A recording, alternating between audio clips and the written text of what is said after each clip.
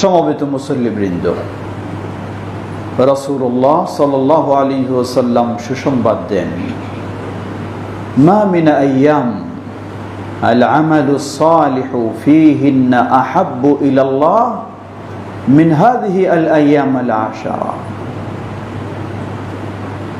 গোটা বছরে এমন কোনো দিন নেই যেই দিনগুলি আমলগুলি এই 10 দিনের আমলের চেয়ে আল্লাহর কাছে অধিক প্রিয়, অধিক পছন্দনীয়। সাহাবায়ে কেরাম বিষয়টিকে স্পষ্ট করার জন্য প্রশ্ন রাখলেন, ওয়ালাল জিহাদু ফি সাবিলিল্লাহ, আল্লাহর পথে জিহাদ এটি জানি সবচেয়ে আল্লাহর প্রিয় মর্যাদাপূর্ণ কাজ, এর চেয়েও কি এই 10 দিনের আমলগুলি আল্লাহর কাছে বেশি প্রিয়? বললেন, ওয়ালাল জিহাদু ফি সাবিলিল্লাহ, আল্লাহর পথে জিহাদ ফি সাবিলিল্লাহর চেয়েও এই 10 দিনের ভালো কাজগুলি আল্লাহর কাছে অধিক প্রিয়। সুবহানাল্লাহ। তবে ইল্লা মান খারাজা বিনাফসিহি ওয়া মালিহি ফালাম ইয়ারজি' বিযালিকা মিন শাই, রাওয়াহু আল বুখারী।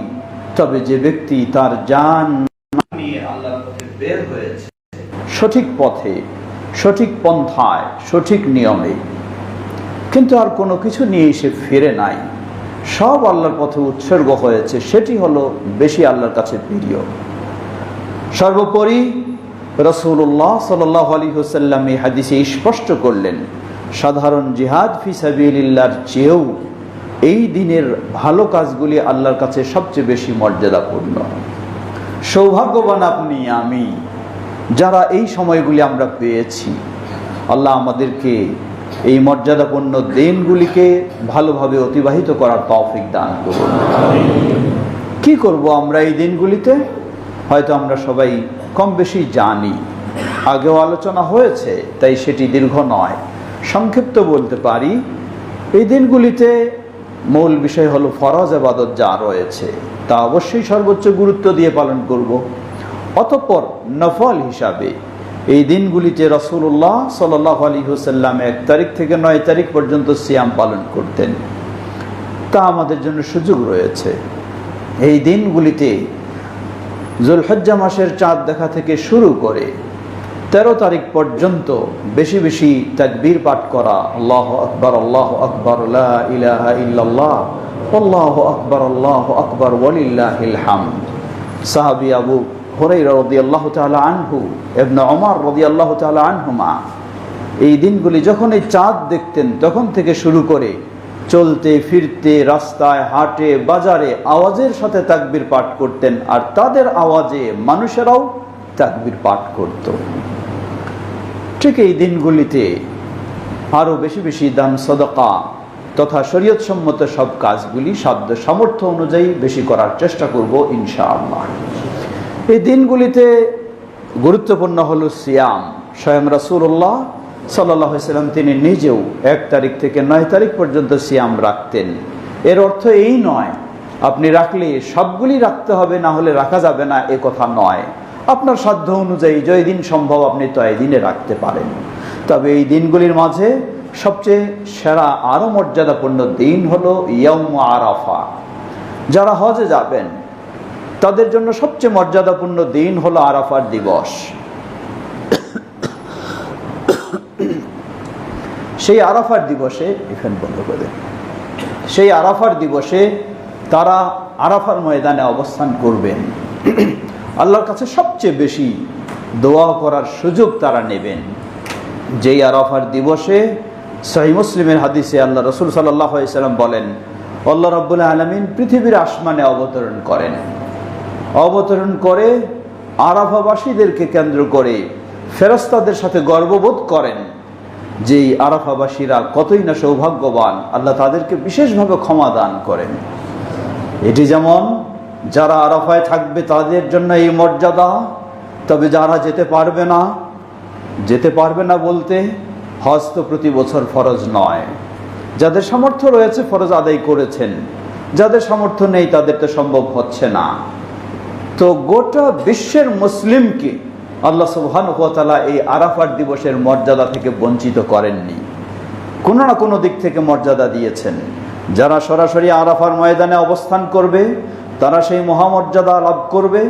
আর যারা আরাফার ময়দানে যাবেন না, যাব না, থাকবো না, পারবো না, তাদের জন্য আল্লাহ রাসূল সাল্লাল্লাহু আলাইহি ওয়াসাল্লাম বলেন, ওয়াসাউমু ইয়াউমি আরাফা আহতাসিবু আলাল্লাহ আন ইউকাফিরা আস-সানা আল্লাতী ক্বাবলা ওয়াস-সানা আল্লাতী বা'দা। রাসূলুল্লাহ সাল্লাল্লাহু আলাইহি ওয়াসাল্লাম বলেন, আরাফার দিবসের সিয়াম একদিন, যে ব্যক্তি এই দিনে সিয়াম পালন করবে, আল্লাহ রাব্বুল আলামিন এর বিনিময় তার অতীতের 1 বছর এবং অগ্রিম ভবিষ্যতের আরেক বছর, 2 বছরের গুনাহগুলিকে ক্ষমা করে দেবেন। সুবহানাল্লাহ, হাদিস সহিহ মুসলিম। সুতরাং আমরা যারা আরাফার ময়দানে যেতে পারছি না, আমাদের জন্য আল্লাহ সুবহানাহু ওয়া তাআলা আরেক সুযোগ করে দিয়েছেন। আমরা চেষ্টা করব সকলেই সেই সুযোগটিকে কাজে লাগানোর আল্লাহ তৌফিক দান করুন। কবে আরাফার সিয়াম পালন করব? জবাব, আরাফার সিয়াম, এটি মনে রাখতে হবে, আরাফা পৃথিবীর সব জায়গায় নেই। আরাফা পৃথিবীর একটি দেশে মাত্র, সেটি হলো সৌদি আরবে। সুতরাং সেটি হলো আরাফার দিবস, যেদিন সেখানে সরাসরি আরাফা সংঘটিত হবে। সেই দিনটি আগামী 26শে মে মঙ্গলবার সেই আরাফার দিবস সরাসরি অনুষ্ঠিত হবে। আমরা যারা সৌদি আরবের সাথে রয়েছে অথবা যারা সৌদি আরবের পরে রয়েছে, তাদের জন্য উচিত হলো সরাসরি সেই দিনটিতেই সিয়াম পালন করা। তাই আমরা চেষ্টা করব সোমবার দিবাগত রাতে সাহারি খেয়ে মঙ্গলবার দিনে আরাফার নিয়তে সিয়াম পালন করার ইনশাআল্লাহ। পরের দিন আমাদের কাছে হলো আমাদের দেশের চাঁদ দেখা অনুযায়ী যুলহজ্জা মাসের 9 তারিখ। তাহলে পরের দিন কি করব? এখানে কেউ একটু বিশৃঙ্খলা করার সুযোগ নেন যে যেহেতু আরাফার পরের দিনেই তো কুরবানি, সুতরাং আমরাও তাহলে পরের দিনে কুরবানি করব। জবাব, আমরা বলবো আপনাকে সিদ্ধান্ত নিতে হবে রাসূলুল্লাহ সাল্লাল্লাহু আলাইহি ওয়াসাল্লামের কাছে।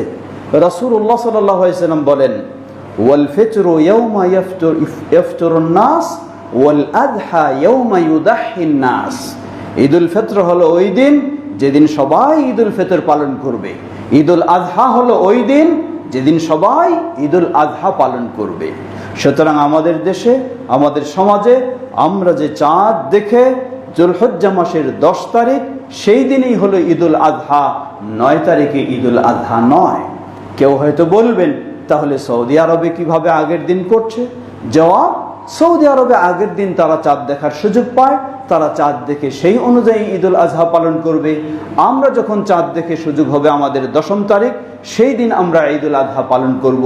যেমন আপনি হয়তো সৌদি আরবের কথা বলছেন, সৌদি আরবের সাথে আমাদের দেশকে সবাইকে একসাথে ঈদ করতে হবে, এটি কখনো ইসলামের নির্দেশ নয়। বরং আপনি যদি সৌদি আরবের অবস্থানটা গ্রহণ করেন, তাহলে আপনাকে অবশ্যই আমাদের দেশে চাঁদ দেখেই করতে হবে। বলুন কেন? প্রতি বছরই সৌদি আরবের একদিন আগে পশ্চিমাঞ্চলে চাঁদ দেখা যায়, কিন্তু কোনোদিন সৌদি আরব ওই আগের চাঁদ দেখার সংবাদ শুনে নিজের দেশে কখনো সেটিকে বাস্তবায়ন করে না। নিজের দেশে চাঁদ দেখে তারা সিয়াম পালন করেন, ঈদ পালন করেন। তাহলে সৌদি আরবের মানহাজ অনুযায়ী, পদ্ধতি অনুযায়ী আমরাও কি করব? আমাদের দেশে চাঁদ দেখে আমরা ঈদ পালন করব, সিয়াম পালন করব। এটিই মূলত রাসূলুল্লাহ সাল্লাল্লাহু আলাইহি ওয়াসাল্লামের সিদ্ধান্ত অনুযায়ী, সাহাবায়ে কেরামদের আমল অনুযায়ী। তাই আমরা বলবো ওই বিশৃঙ্খলার দিকে আমরা যাব না। আমরা আমাদের চাঁদ দেখা অনুযায়ী যুলহজ্জা মাসের 10 তারিখেই আমরা ঈদ পালন করব। আর সিয়াম, আরাফার সিয়াম, যেহেতু এটি আরাফা দিবসের সাথে সম্পৃক্ত, তাই যেদিন আরাফা দিবস অনুষ্ঠিত হবে আমরা যখন জানতে পারছি, সেই দিনেই আমরা আরাফার দিবসের সিয়াম রাখার চেষ্টা করব। আল্লাহ আমাদের তৌফিক দান করুন। সমবেত মুসল্লিবৃন্দ, 9 তারিখে আপনি রাসূলুল্লাহ সাল্লাল্লাহু আলাইহি ওয়াসাল্লাম 1 তারিখ থেকে 9 তারিখ পর্যন্ত সিয়াম রেখেছেন। আপনি চাইলে 9 তারিখে সেই হিসাবেও সিয়াম রাখতে পারেন, কোনো অসুবিধা নেই। কিন্তু আরাফার সিয়াম 2 দিন নয়। কেউ যদি আবার মনে করে যে সেহেতু রাখলাম, সেদিন তো 8 তারিখ, পরের দিনও একটু সন্দেহ দূর করার জন্য রেখে দেই, না, তা হবে না। আপনি একদিনেই শুধু আরাফার নিয়তে সিয়াম পালন করবেন। এরপরে চলে আসছি আমরা 10 তারিখ। 10 তারিখ ঈদুল আযহার দিন। ঈদুল আযহার দিন মুসলিমদের জন্য 2টি কাজ। প্রথম কাজ হলো ঈদের সালাত আদায় করা। দ্বিতীয় কাজ হলো ঈদুল আযহায় কোরবানি করা।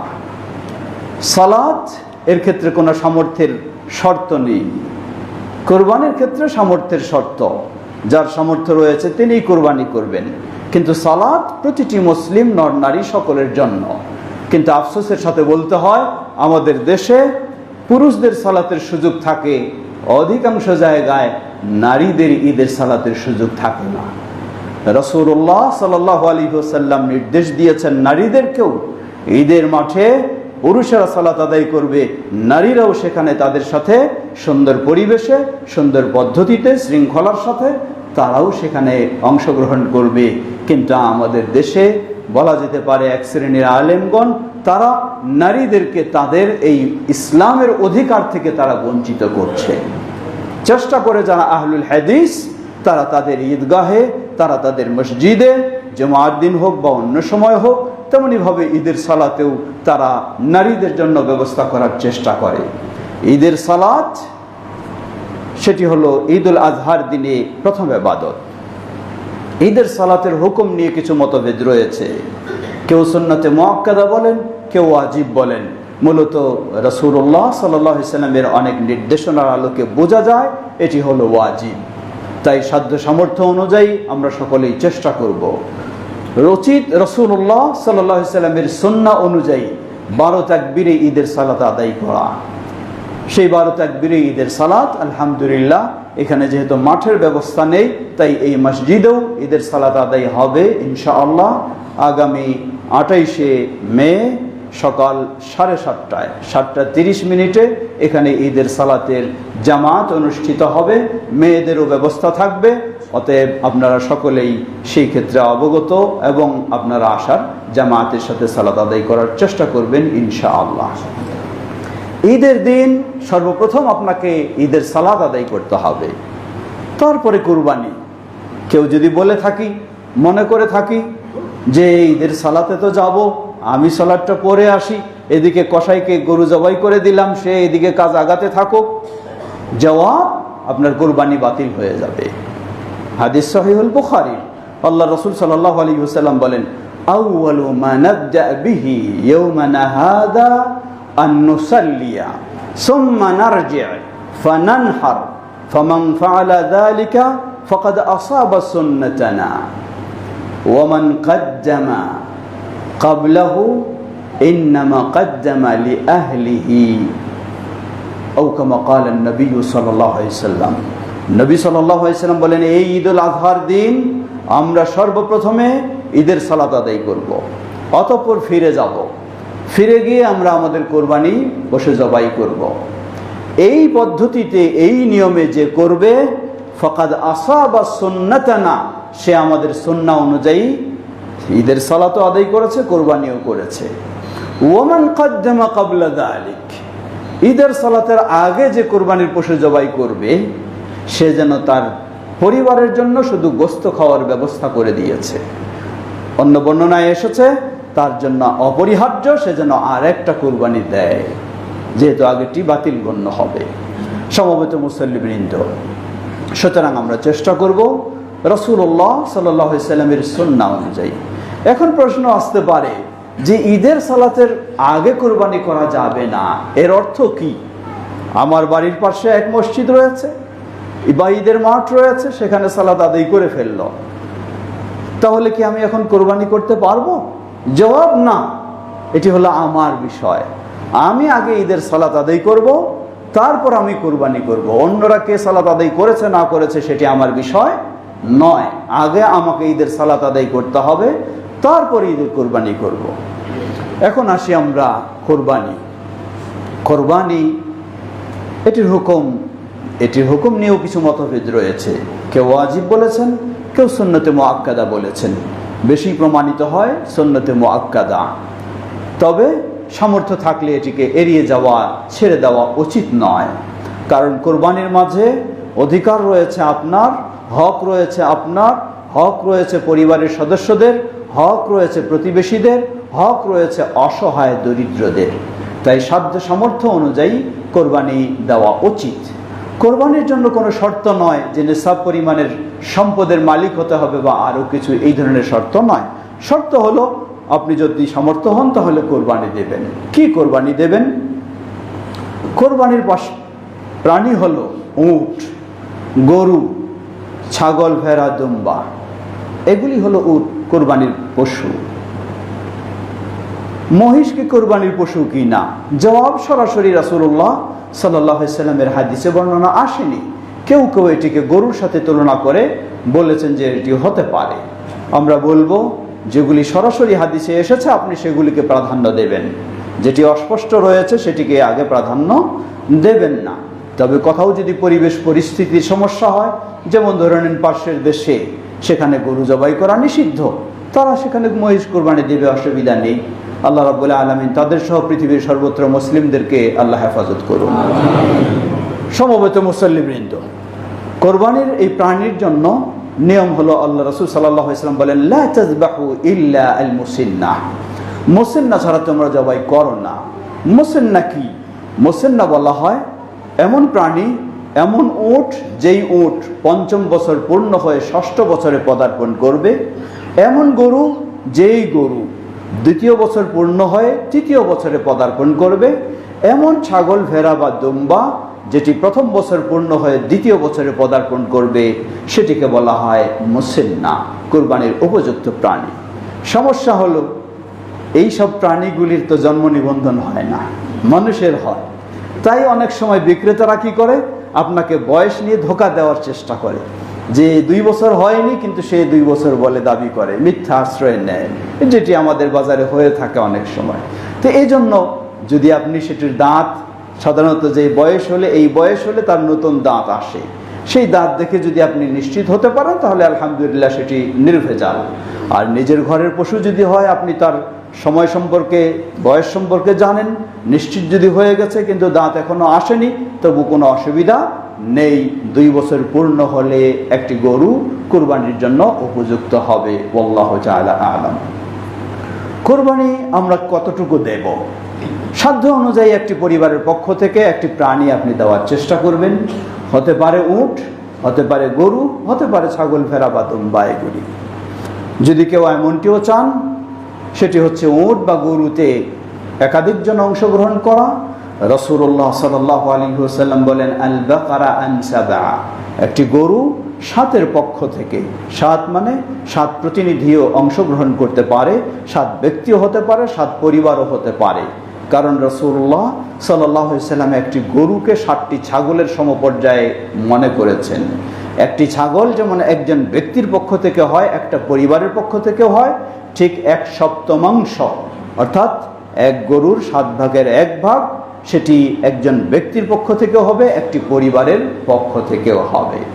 পরিবারের সকল সদস্যদের জন্য কুরবানি দেওয়ার নির্দেশ নয়। যিনি পরিবারের প্রতিনিধি, মালিক, তিনি নিজের ও সকলের পক্ষ থেকে তিনি কুরবানি দেবেন। আমরা সাধ্য অনুযায়ী চেষ্টা করব। অনেক সময় আমরা ঋণের দোহাই দিয়ে থাকি যে ঋণগ্রস্ত কিভাবে কুরবানি দেব। আসলে আল্লাহ সুবহানাহু ওয়া তাআলা আমার ভিতরের খবর জানেন। ইন্নামাল আ'মালু বিন্নিয়াত, আমি কি আসলেই ঋণের অজুহাতে কুরবানি এড়িয়ে যাওয়ার চেষ্টা করছি, না আসলেই আমি ঋণগ্রস্ত, অক্ষম, অপারগ, অসম্ভব আমার জন্য, সেটি আল্লাহ সুবহানাহু ওয়া তাআলা ভালো জানেন। সুতরাং আমরা চেষ্টা করব আল্লাহকে ভয় করে, আল্লাহকে সন্তুষ্ট করে কুরবানি করার। কুরবানি তো প্রতিদিন নয়, এটি হলো বছরে একদিন মাত্র। এটি একটি বাৎসরিক ঈদ মুসলিমদের জন্য, এটি একটি আনন্দের বিষয়। আপনার পক্ষে প্রতি বছর আপনি গরু দিয়ে থাকেন, এবছর আপনি হয়তো আর্থিক সংকট রয়েছে, সম্ভব নয়, কোনো অসুবিধা নেই, আপনি একটা ছাগল দেবেন, কোনো অসুবিধা নেই, কোনো সংকোচের বিষয় নয়। এমন আমরা অনেক সময় চিন্তা করি, আরে সামাজিকতা রয়েছে আমার, প্রতি বছর গরু দিয়ে থাকি, এখন ছাগল দেব, এটা মানুষে কি বলবে। আপনি এই মানুষের কি বলবে এটি চিন্তা করবেন কেন? আপনি চিন্তা করুন আল্লাহ সুবহানাহু ওয়া তাআলা কি বলবে, এটা চিন্তা করুন, তাহলেই আলহামদুলিল্লাহ আল্লাহ আপনাকে সফলতা দান করবেন। আমরা সাধ্য অনুযায়ী চেষ্টা করব। মনে রাখতে হবে কুরবানি এটি আল্লাহর সন্তুষ্টি অর্জনের জন্য, এটি আল্লাহর তাওহীদ বাস্তবায়নের জন্য। আল্লাহ রাসূল সাল্লাল্লাহু আলাইহি ওয়াসাল্লাম বলেন, লাআনাল্লাহ মান যাবাহা লিগাইরিল্লাহ, যে আল্লাহ ছাড়া অন্যের জন্য কুরবানি করে তার প্রতি আল্লাহর লানত, অভিশাপ, সেটি শিরক, ঈমান হারিয়ে যাবে। কিন্তু এই কুরবানি গোটা বিশ্বের মুসলিমদেরকে শিক্ষা দেয়, কুরবানি হবে একমাত্র, জবাই হবে একমাত্র আল্লাহ সুবহানাহু ওয়া তাআলার সন্তুষ্টি অর্জনের জন্য। তবে আমরা কুরবানির সময় যেন এই প্রতিযোগিতায় না নামি যে আমি এবার বাজারের সেরা গরুটা নিয়েছি। আর এখন তো হলো ফেসবুকের যুগ, সবাই শুধু ফেসবুকে প্রচার করি, নিজেকে হাইলাইট করার চেষ্টা করি, ভাইরাল হওয়ার চেষ্টা করি যে আমার গরু এত দামের, আমার গরু এই বাজারের সেরা। না না না, কখনো এটি হওয়া উচিত নয়। আপনি কি মানুষকে খুশি করার জন্য কুরবানি দিচ্ছেন না আল্লাহকে খুশি করার জন্য কুরবানি দিচ্ছেন? অবশ্যই আল্লাহকে। তাহলে কেন মানুষের কাছে এত প্রচার আপনি করবেন? আল্লাহ বলেন লা ইয়ানালুল্লাহা লুহুমুহা ওয়ালা দিমাউহা ওয়ালাকিন ইয়ানালুহু তাকওয়া মিনকুম। জেনে রাখো, তোমাদের কুরবানির পশুর রক্ত গোশত আল্লাহর কাছে পৌঁছে না, আল্লাহর কাছে পৌঁছে তোমাদের ভিতরে কতটুকু আল্লাহ ভীতি রয়েছে, তাকওয়া রয়েছে, এটা পৌঁছে। সুতরাং আমরা এই কুরবানিতেও আমাদের তাকওয়াকে প্রতিষ্ঠিত করার চেষ্টা করব, আল্লাহর তাওহীদকে প্রতিষ্ঠিত করার চেষ্টা করব, রাসূলুল্লাহ সাল্লাল্লাহু আলাইহি সাল্লামের সুন্নাহকে অনুসরণ করার চেষ্টা করব। আল্লাহ তৌফিক দান করুন। ফিরে আসি, কুরবানির গোশত কত ভাগ করব? আমাদের মাঝে সুপ্রসিদ্ধ, আমরা জানি কোরবানির গোশত 3 ভাগ করতে হয়। 3 ভাগ করতে হয় এর অর্থ এই নয় আপনাকে পাল্লা দিয়ে মাপ করে 3 ভাগ করেই 1 ভাগ নিজের রাখবেন, 1 ভাগ আত্মীয় প্রতিবেশী দেবেন, 1 ভাগ ফকির মিসকিন, এমনটা নয়। ইসলাম বলে, আল্লাহ বলছেন, রাসূলুল্লাহ সাল্লাল্লাহু আলাইহি ওয়াসাল্লাম বলছেন, আল্লাহ বলেন ফাকুলু মিনহা ওয়া আতইমু আল বাঈসাল ফাকির। তোমরা এই কুরবানির গোশত খাও, অসহায় দরিদ্র মিসকিন ফকিরদেরকে তোমরা খাওয়াও। ঠিক একইভাবে আল্লাহ রাসূল সাল্লাল্লাহু আলাইহি ওয়াসাল্লাম বলেন ফাকুলু ওয়া আতইমু, তোমরা খাও, মানুষদেরকে খাওয়াও, ওয়া তাসাদদাকু, এবং তোমরা সাদকা করো। তাহলে বোঝা যায় যে এই কুরবানিতে 3 শ্রেণীর হক রয়েছে। আমি আমার পরিবারের মানুষদের, দ্বিতীয় হলো আমার আত্মীয় স্বজন বা প্রতিবেশী, তৃতীয় হলো ফকির এবং মিসকিন। তাই 3 শ্রেণীকেই যেন অংশগ্রহণ করানো যায়। যদি একটু কম বেশি হয়, আলহামদুলিল্লাহ, আমরা সচ্ছল মানুষ, প্রতিদিনই গোশত খাই, আমাদের তেমন অত চাহিদা নেই, তাই বেশি অংশটাই ফকির মিসকিনকে দিয়ে দেব, আলহামদুলিল্লাহ, আপনি অবশ্যই বেশি সওয়াব পাবেন, আপনি বেশি লাভবান হবেন। অথবা যদি এমন হয় অসচ্ছল মানুষ, কখনো গোশত খাওয়ার তেমন সুযোগ হয় না, কোনো মতো কুরবানির কিছু অংশগ্রহণ সুযোগ হয়েছে, পরিবারের সদস্য অনেক, কিছু একটু বেশি খেয়ে ফেললেন আর কিছু কম হয়তো ফকির মিসকিনকে দিয়ে দিলেন, কোনো অসুবিধা হবে না ইনশাআল্লাহ। আল্লাহ আমাদের সেভাবেই বুঝে বিষয়টিকে বাস্তবায়ন যেন করতে পারি, আল্লাহ আমাদের তৌফিক দান করুন। একটি গুরুত্বপূর্ণ বিষয় মনে রাখতে হবে যে কোরবানি, এই কোরবানি সবটাই হলো আল্লাহ সুবহানাহু ওয়া তাআলার সন্তুষ্টি অর্জনের জন্য। জবাইও হবে আল্লাহর নামে এবং কোরবানির সব অংশটাই হবে আল্লাহর সন্তুষ্টি অর্জনের জন্য। এর অর্থ হলো এই, কোরবানি সামান্য কিছু কোনো অংশ বিক্রি করা যাবে না, মানে বিক্রি করে নিজে ভোগ করা যাবে না। এর অর্থ কি দাঁড়ায়? বিক্রি করে নিজে ভোগ করা যাবে না, এর অর্থ হলো কোরবানির কোনো অংশই কাউকে পারিশ্রমিক হিসাবে দেওয়া যাবে না। এটি কঠিনভাবে আল্লাহ রাসূল সাল্লাল্লাহু আলাইহি ওয়াসাল্লাম নিষেধ করেছেন। হাদিস সহিহুল বুখারী। যে কসাইকে আমরা নিয়ে আসি, তার কাছ থেকে গরু জবাই করে বানায় নিয়ে, এই কসাইকে আপনি পারিশ্রমিক অবশ্যই দেবেন, সেটি আলাদা। কিছু গোশত দিলেন পারিশ্রমিক হিসাবে, অথবা চামড়াটা দিলেন পারিশ্রমিক হিসাবে, অথবা মাথাটা দিয়ে দিলেন, একজন জবাই করে দিল তাকে পারিশ্রমিক হিসাবে দিলেন। যদি এটি করা হয় তাহলে এই কুরবানি কখনো সঠিক হবে না। অবশ্যই কসাইকে আলাদা আপনি পারিশ্রমিক দেবেন। এরপর যদি অতিরিক্ত তাকে কিছু খাওয়ার জন্য সাধারণভাবে দিয়ে থাকেন সেটি অসুবিধা নেই, কিন্তু তাকে জবাইয়ের বিনিময়ে, গোশত কাটার বিনিময়ে গোশত যদি পারিশ্রমিক হিসাবে দিয়ে থাকেন বা কুরবানির কোনো অংশ তাকে দিয়ে থাকেন, তাহলে এই কুরবানি প্রশ্নবিদ্ধ হবে, এটি সঠিক কখনোই হবে না। ঠিক এমনইভাবে যে জবাই করবে তাকেও এখান থেকে কোনো অংশই দেওয়া যাবে না। আপনি খাওয়ার জন্য মানুষ হিসাবে আলাদা দেবেন, সেটি কোনো সমস্যা নেই, কিন্তু কাজের বিনিময়ে কোনোটি তাকে দেওয়া যাবে না। সেই বিষয়গুলি আমরা অবশ্যই খেয়াল করব।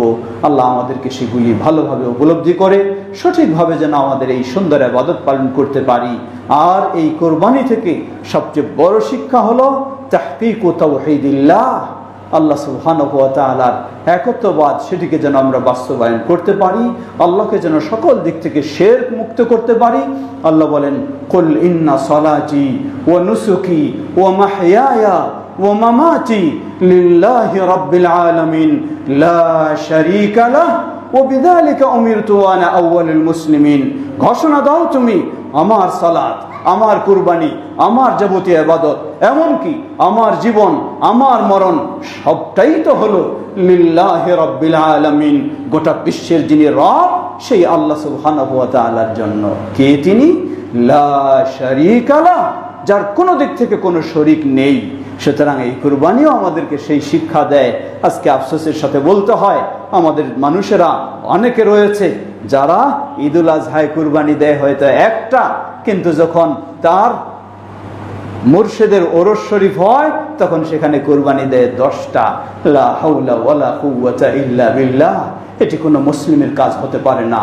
মুসলিমের কাজ হবে আল্লাহ সুবহানাহু ওয়া তাআলার দ্বীন অনুযায়ী, আল্লাহর বিধান অনুযায়ী, আল্লাহর সন্তুষ্টি অনুযায়ী তার জীবনের সকল ইবাদত সম্পাদন হবে, কুরবানিও হবে। কুরবানির মাঝে দুটি বিষয় থাকে, একটি হলো আল্লাহর নামে পশু জবাই করা, দ্বিতীয়টি হলো আল্লাহর নৈকট্য অর্জনের জন্য এই কুরবানি করা। তো অন্য জায়গায় যখন নেওয়া হয়, কোনো দরগায়, কোনো মাজারে, কোনো কবরে, কোনো ওরসে, তারাও আপনাকে শোনায় যে কেন আমরা কি সেখানে আল্লাহর নামে কুরবানি করি না, জবাই করি না? জবাব, আল্লাহর নামে ঠিকই জবাই করে। যার ছোট্ট একটি উদাহরণ, প্রতিমা, মূর্তি, সেখানে গিয়ে কেউ যদি আল্লাহর নামে জবাই করে তাহলে অবস্থাটা কি দাঁড়াবে? অবস্থা একই দাঁড়াবে। আপনি সেখানে আল্লাহর নামে জবাই করলেও সেটি শিরক। ঠিক একইভাবে, কারণ এখানে দ্বিতীয় উদ্দেশ্য, কোরবানির মাঝে দ্বিতীয় দিক হলো, প্রথম দিক হলো আল্লাহর নামে জবাই করা, দ্বিতীয় দিক হলো আল্লাহর নৈকট্য অর্জন করা। আল্লাহর নৈকট্য অর্জন না করে যদি কেউ বাবার নৈকট্য অর্জন করতে চায়, তার পীর সাহেবের নৈকট্য অর্জন করতে চায়, তার প্রিয় হতে চায়, এই জন্য কুরবানি করে থাকে, তাহলে অবশ্যই সেটি শিরক। এই ঈদুল আজহা গোটা বিশ্বের মুসলিমদেরকে এই তাওহীদেরই দর্স দেয়, এই তাওহীদেরই সবক দেয়, এই শিরক থেকে মুক্ত হওয়ার এই শিক্ষা দেয়। আমরা সেই শিক্ষা নিয়ে আমাদের ঈমানকে আরো সুন্দর করার চেষ্টা করব। আল্লাহ আমাদের তৌফিক দান করুন। ওয়া আখির দাওয়ানা আলহামদুলিল্লাহি রাব্বিল আলামিন ওয়া সাল্লাল্লাহু তাআলা নবিনা মুহাম্মদ ওয়া আলা আলিহি ওয়া সাহবিহি আজমাইন। বিসমিল্লাহ।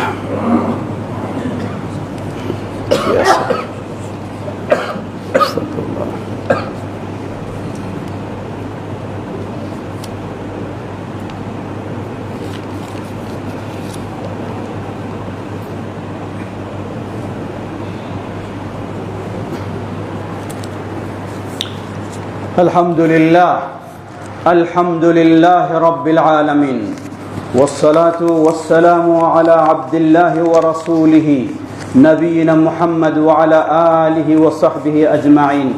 أما بعد، فقد قال الله تبارك وتعالى بعد أعوذ بالله من الشيطان الرجيم: ولكل أمة جعلنا منسكا ليذكروا اسم الله على ما رزقهم من بهيمة الأنعام فإلهكم إله واحد فله أسلموا وبشر المخبتين.